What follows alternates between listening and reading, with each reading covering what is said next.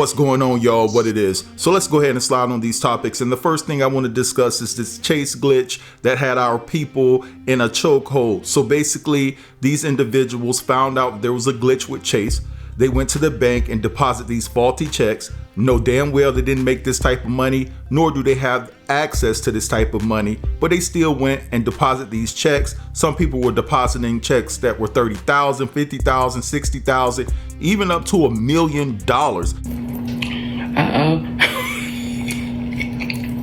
Now, even though this was extremely dumb and stupid and truly highlights a lapse and lack of IQ coupled with a overwhelming piss poor ability to make good and sound decisions, I'm not gonna nail my people to the cross for trying to get their reparations, right, so to speak.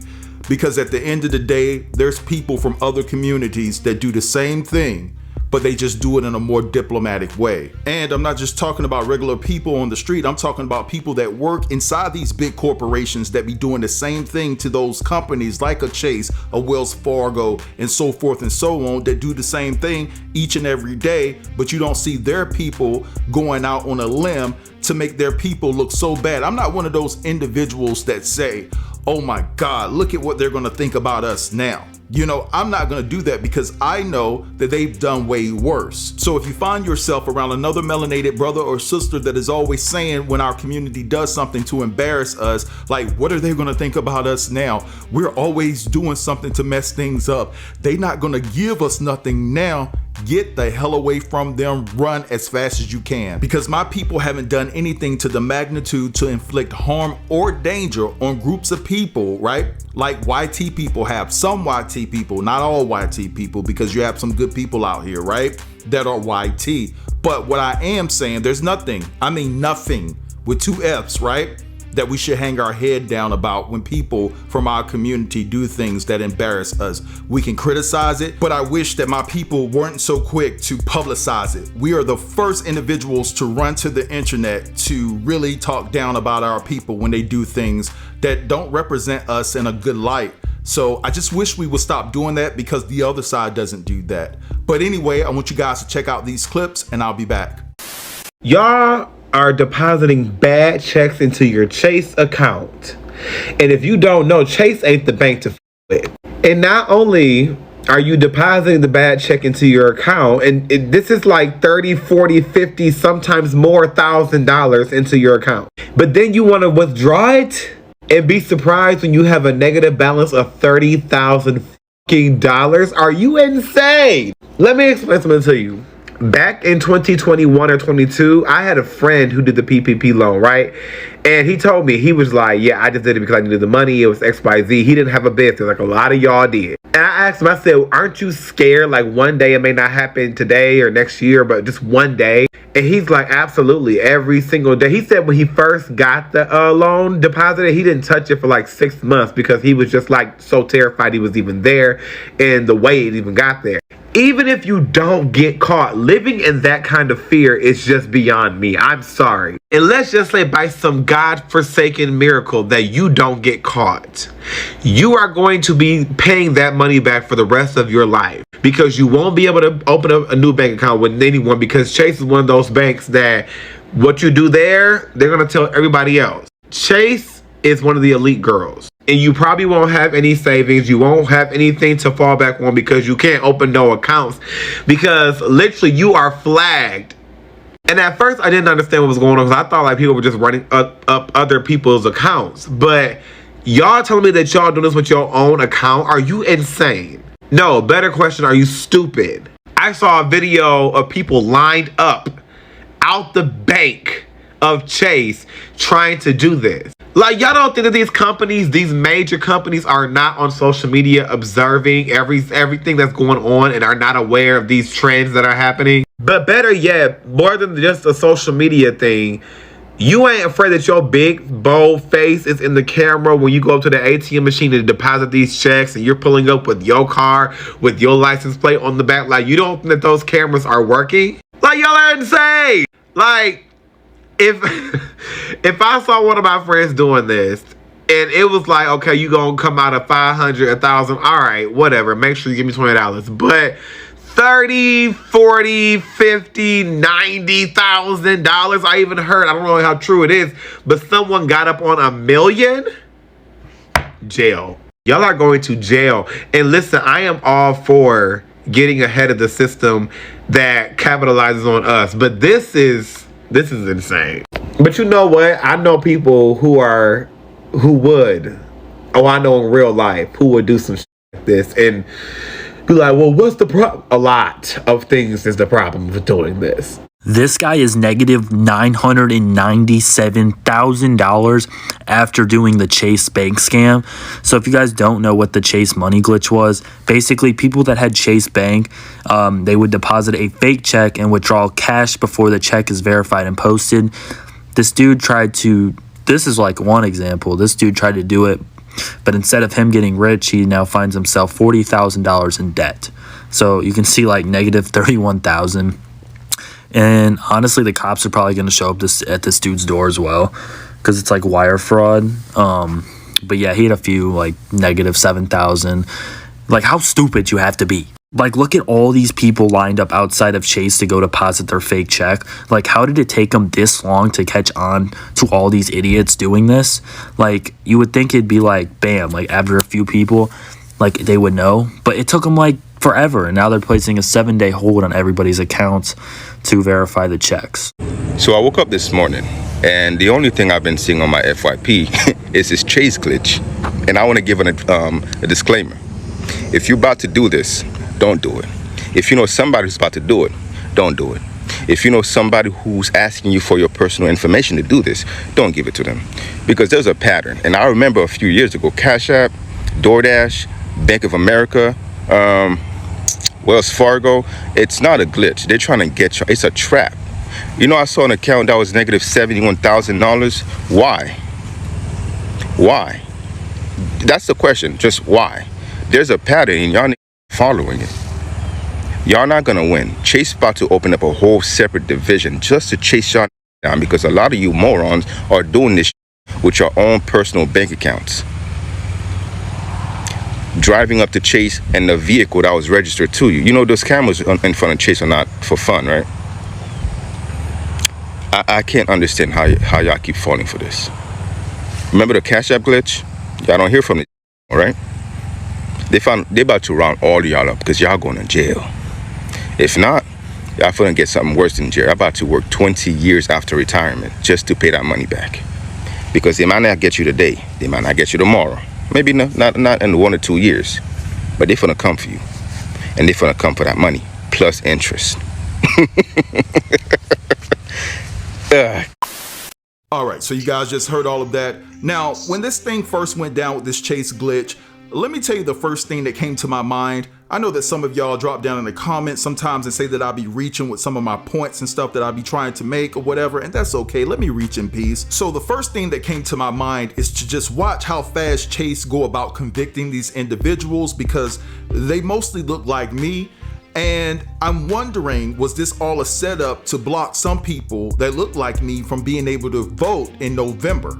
I mean, that's the first thing that came to my mind, because clearly and obviously this is a setup.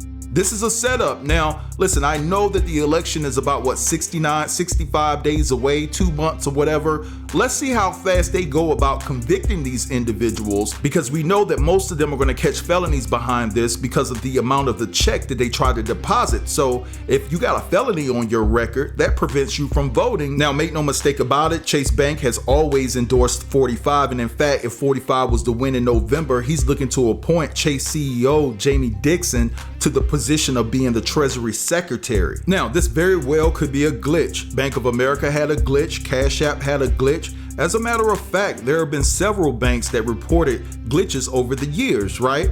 But what I am saying, I question everything that transpires during an election year. That's just me.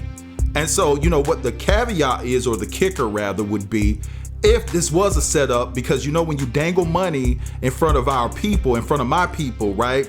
We're gonna normally bite, right? We're gonna normally bite. It's just like bait on a fish hook. We're normally gonna bite and make a mistake. You know, you can look at the PP loans and things of that nature, but it would be crazy if this was a setup when you have a man running for the presidency that has fraud as one of his felony charges as well. $355 million worth of it, to be exact. But anyway, let's move on. I want to talk about Diddy because, listen, they're coming after him. Like I told you, they are fighting. They are peeling back all the layers of the onion to try to convict and indict Diddy on something. So there's a new subpoena that has been issued to a Miami hotel. They want every documentation. They want every timestamp from when Diddy was at that hotel.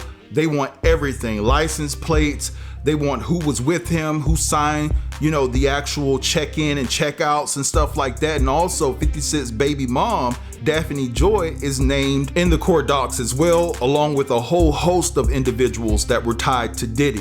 Now, Judge Joe Brown feels like it's all a cover-up. So I want you guys to check out these clips and I'll be back to close the video.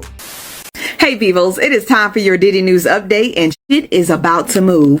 Diddy and Daphne Joy named in grand jury subpoena related to hotel incident. Grand jury subpoena. Federal prosecutors of the Southern District of New York are continuing to ramp up their federal criminal investigation into Diddy. Now, didn't I tell y'all they was doing it on the low? According to TMZ, a grand jury subpoena has been issued to an unspecified hotel in Miami where Diddy has a home at, and they want all his dating back to January of 2008. I think he was with Cassie back then. And from the looks of it, the courts want everything. They want check-in times, check-out time, room numbers, guest history, required accommodations, room service, billing information, additional and personal records. God damn. They want emails, mailing addresses, and methods of payment. Now y'all see that there? They want IP addresses, logins, copies of identification, vehicles information, and surveillance. Whatever the they found out, it ain't good. I think if they ask for a sample of his pee, they gonna get that. Now, Daphne Joy is also mentioned in the lawsuit. Her and Diddy have a son together named Sire, I think. But there's no really specifications on why she is mentioned exactly, except that she's an associate. Now, all this information the prosecution is asking for is centered around the investigations of Diddy's ex-trafficking crimes or alleged crimes. And I quote, "The Bad Boy Records CEO now faces possible indictment, as witnesses have been notified to the possible to testify in the Southern District of New York, one of whom could be a producer and musician, Lil Rodney Jones." Now, the subpoena is kind of similar to when Diddy's houses were raided in Miami and in California, but they ain't using Homeland Security this time. All I know is this not died down like y'all think. They doing their homework in the background. Just be patient. Hello everyone, I'm Dr. Amadai Shakur. The grand jury has officially convened in the case of Diddy. It's already been confirmed, and this is in fact breaking news. So let's get into it. According to new legal documents obtained by TMZ, federal prosecutors from the Southern District of New York have a subpoena for a fancy hotel in Miami requesting information and evidence on Diddy and Daphne Joy. Please pay attention. Now, Daphne Joy, who's Diddy's ex and also the mother of 50 Cent's youngest son, is named alongside Diddy in this subpoena, as well as other people from Bad Boy Entertainment. Now, they want these reservations. They want to know when they checked in, checked out, and they also even want to know about their room service orders. Please pay attention. Now, the subpoena specifies the dates in the period between January the 1st of 2008 until present. They want to know about guest preferences and requests. They even want billing information, and they also want room numbers. Now, the federal prosecutors requested information on emails, mailing addresses, phone numbers, forms of payment such as cash or credit cards. I mean, they're going full stop. They're not leaving any stone unturned. They're asking for computer IP addresses, login information for different individuals, copies of their identification, vehicle information, and surveillance footage. This subpoena was issued a couple of weeks ago. It's already been confirmed that the grand jury has been convened and that witnesses and accusers have been informed that they may be called to testify in the Southern District of New York. Let's not forget that one of his accusers, Rodney Jones, just came out and did an exclusive interview with Rolling Stone, speaking out for the first time just days ago. And this is on the heels of Diddy trying to have his lawsuit, Rodney Jones's lawsuit that is, dismissed. And as I told you days ago, it is in my belief that Diddy is going to be indicted absolutely mid to late September, okay? And I came to that conclusion because the grand jury was impaneled at the end of May. And it's usually anywhere from 90 to 120 days before that indictment drops in most cases. Okay, so Diddy is going down. I'm sure he's somewhere shaking in his boots right about now, trying to pretend that he's absolutely unbothered. Okay, please pay attention. But my question is, what role exactly does Daphne Joy play in all of this? Why is she named in this subpoena? There must be some other news about her that we've yet to find out. Now, let's not forget that in Rodney Jones's lawsuit, he accused her of being one of Diddy's SEX workers, okay? And another question is, will the footage of Cassie being attacked by Diddy in 2016, will that be allowed in as evidence? Because if it doesn't have anything to do with the accusations or the charges brought forth against him, sometimes things are deemed as inadmissible in a court of law. But the only way they'll be able to use that is if they can attach it to any of the federal crimes that Diddy is going to be charged with very soon.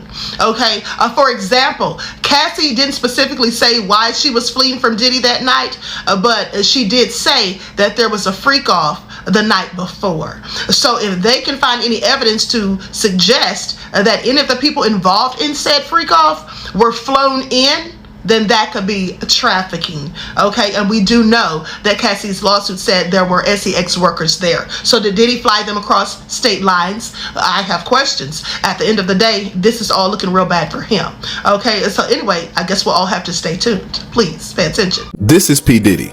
P. Diddy has a problem, or should I say had a problem. We all know back in March of this year, 3 of P. Diddy's homes were raided by Homeland Security and the FBI. And at this point, you have heard absolutely nothing about arresting P. Diddy, indicting P. Diddy, or anything of that nature.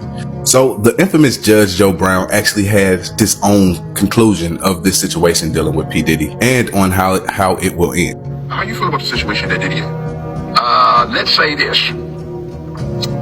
Something else is going on. They searched with a warrant his premises on the West Coast, right?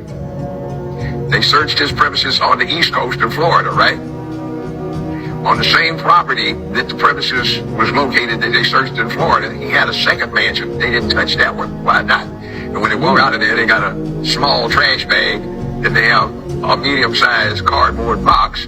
What was it they seized that would fit into those items?